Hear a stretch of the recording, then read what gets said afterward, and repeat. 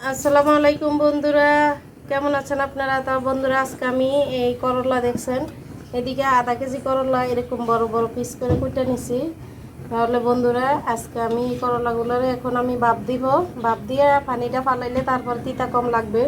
আর আমি এই মাছ দিয়ে রান্না করব আজকে। এখন আমি আলু করলাগুলো ভাপে দিয়ে দিব। এদিকে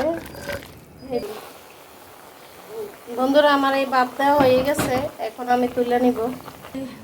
বন্ধুরা, এখন আমি তরকারিটা বসাবো, করলা তরকারিটা। তেলটা দিয়ে দিছি, এখন পেঁয়াজটা দিয়ে দিছি। বন্ধুরা, আমার এই পেঁয়াজ লাল হয়ে গেছে, এখন আমি আদা রসুন পেঁয়াজ বাটাটা দিয়ে দিব। ওইদিকে পেঁয়াজ বাটা।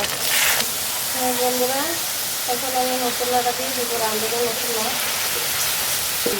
লবণটা দিয়ে দিব, হলুদ দিয়ে দিব, মরিচটা দিয়ে দিব, দিয়ে দিব মশলাটা কষানোর জন্য।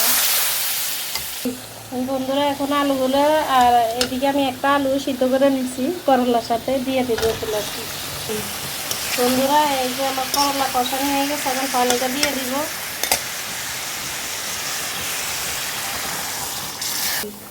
বন্ধুরা, এখন আমি মাছটা দিয়ে দিব। এই মাছ দিয়ে আজকে আমি রান্না করব। বন্ধুরা, আমার এই করলা রান্না হয়ে গেছে, দেখছেন তো আমি কিভাবে রান্নাটা করছি। আগে ভাপ দিয়া তারপর পানিটা ফালাইয়া তারপর রাঁধছি, তিতা কম হবে। বিশ্বাস করুন বন্ধুরা, এভাবে রান্না করবেন, মাংসর তরকারি লাগবে না। এই তরকারি দিয়ে ভাত খেতে পারবেন 4 বাসন। অনেক মজা হয়েছে বন্ধুরা, আপনারাও বাসায় ট্রাই করবেন। তাহলে আল্লাহ হাফেজ।